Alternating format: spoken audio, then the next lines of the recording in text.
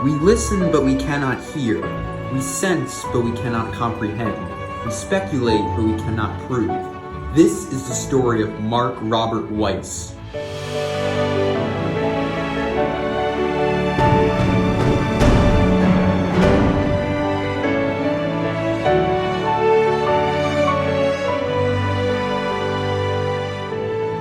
This is the story of some of the most monumental, earth-shattering episodes in America in the 20th century, and how one man heard what no one else could hear, forever changing the course of history.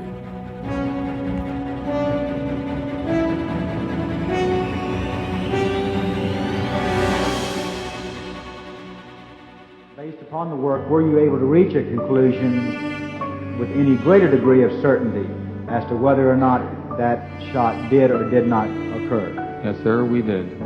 And what was your conclusion? It is our conclusion that as a result of very careful analysis, it appears that with a probability of 95% or better, there was indeed a shot fired from the grassy knoll.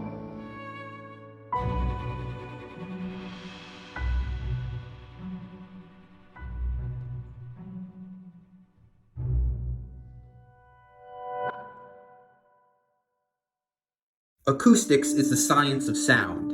Every sound can be represented as a wave. Loud sounds also make echoes, which are the reflections of the sound wave off a building or surface back to the listener. Mark Robert Weiss was one of the foremost acoustical engineers in America in the second half of the 20th century. He was born in 1929, December 12th.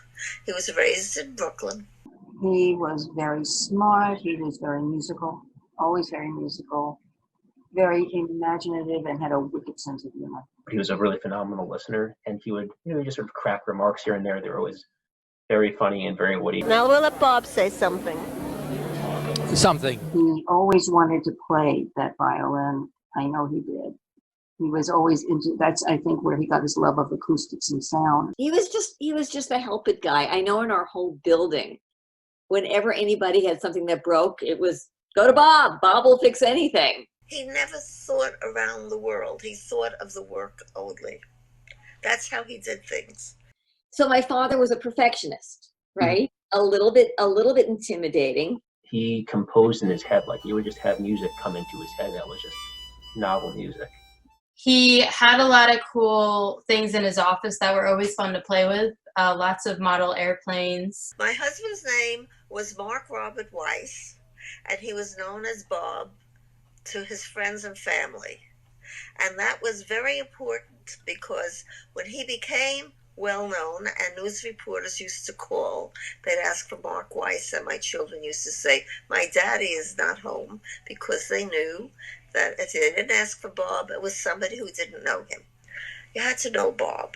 Bob was very shy, and he took one look at me, and I was very pretty, and he said to himself, she's never going to go for me. That's exactly what he told me. I married in February 1951 when he was 21 and I was 18. Bob received his bachelor's in electrical engineering from City College of New York in 1952 and an MS in electrical engineering from Columbia University in 1957. His job involved a variety of government contracts. He contracted with like the FBI and the CIA and the Air Force for different projects. Bob was always approached. It got to a point where I just shrugged.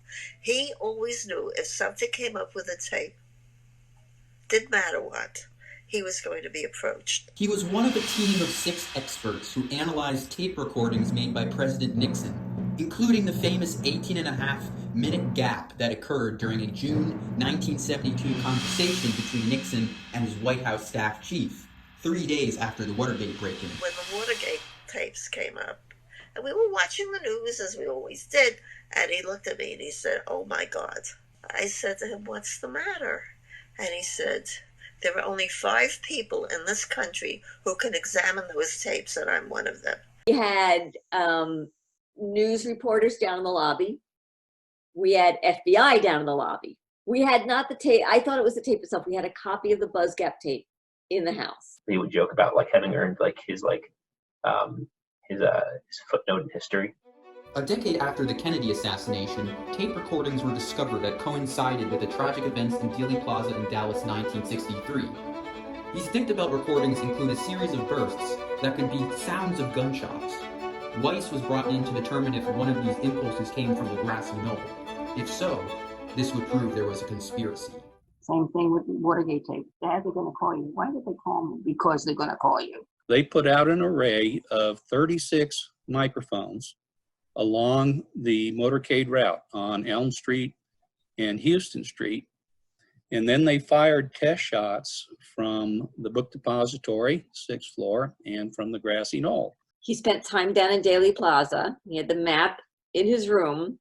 In 1978, acoustical engineers from Bolt, Beranek, and Newman determined that the recordings were not 3 but 4 gunshots, but couldn't prove where they originated. Weiss testified before the House Select Committee on Assassinations that in fact one shot was almost certainly fired from the grassy knoll. So I'm sure that you're aware of the enormous impact of your testimony here today in terms of history. Is that correct? Yes, sir. Yes, sir. He was asked to do a sonar analysis specifically they wanted him to determine if that shot, that number 4 shot, was in fact a grassy knoll shot or was it from the book depository.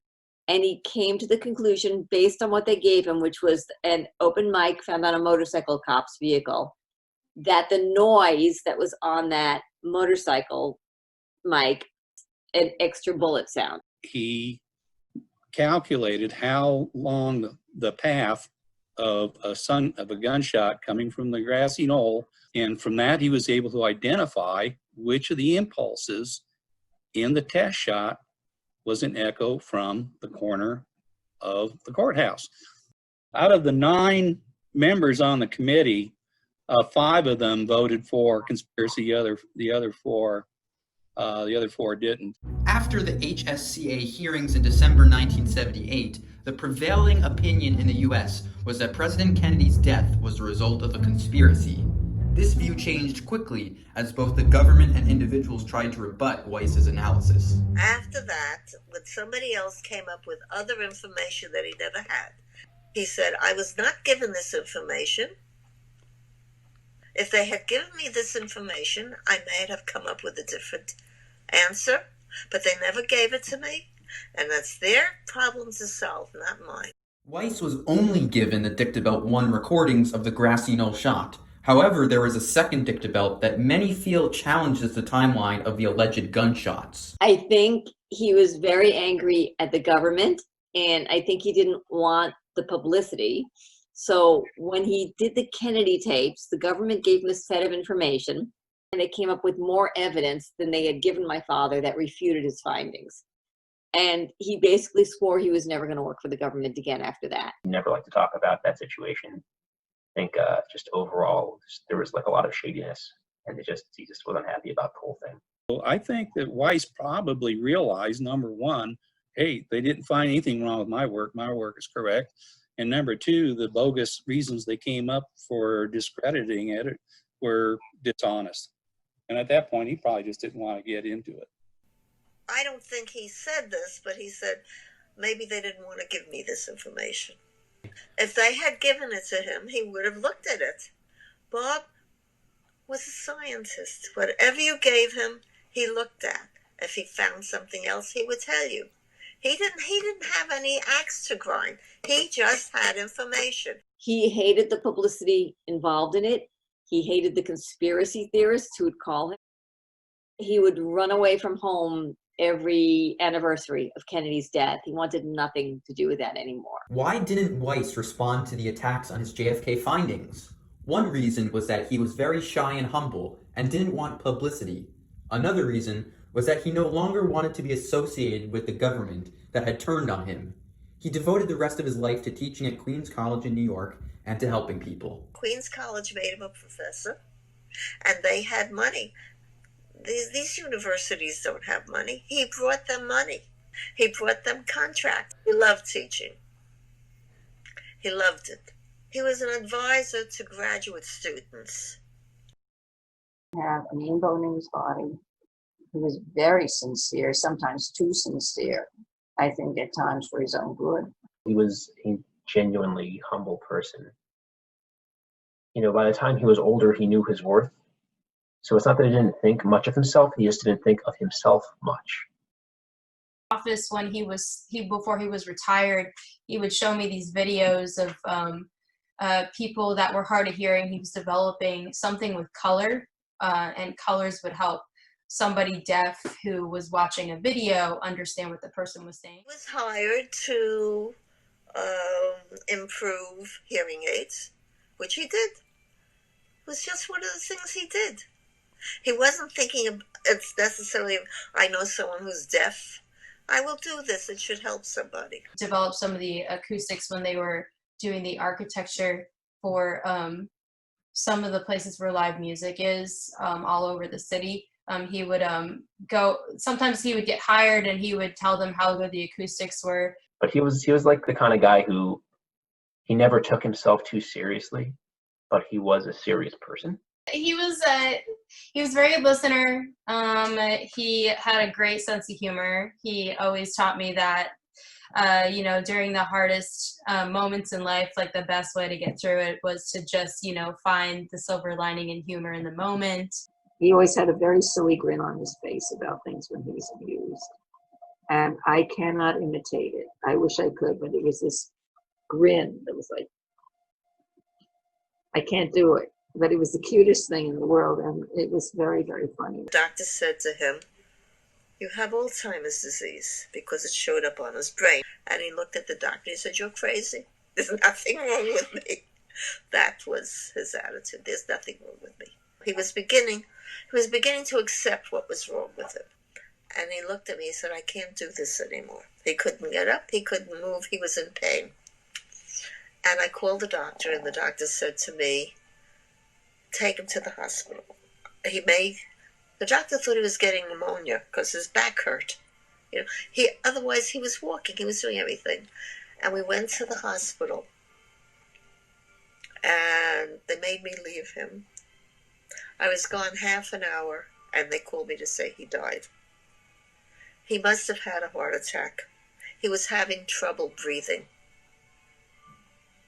They, you know, at that point they were all involved with the virus. They saw a 90-year-old man who was having trouble breathing. What are they going to do for him? They ignored him because the doctor was shocked when I called him to say he died. He wasn't that sick.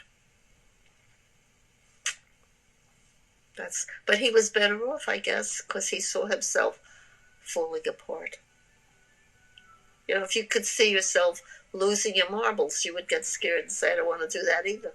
And he was very logical. He knew he was losing his marbles. He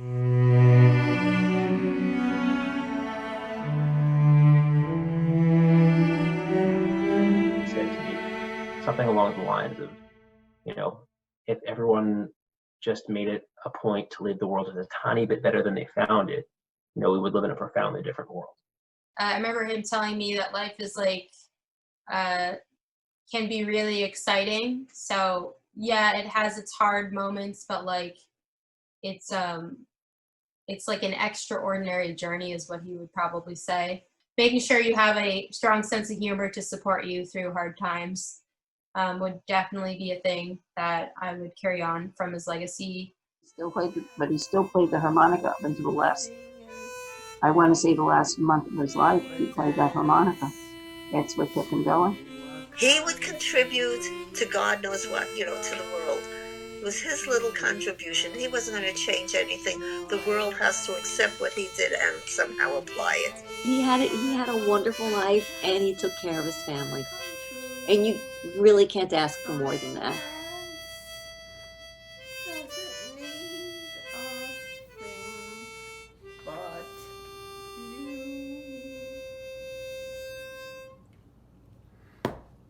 No charge.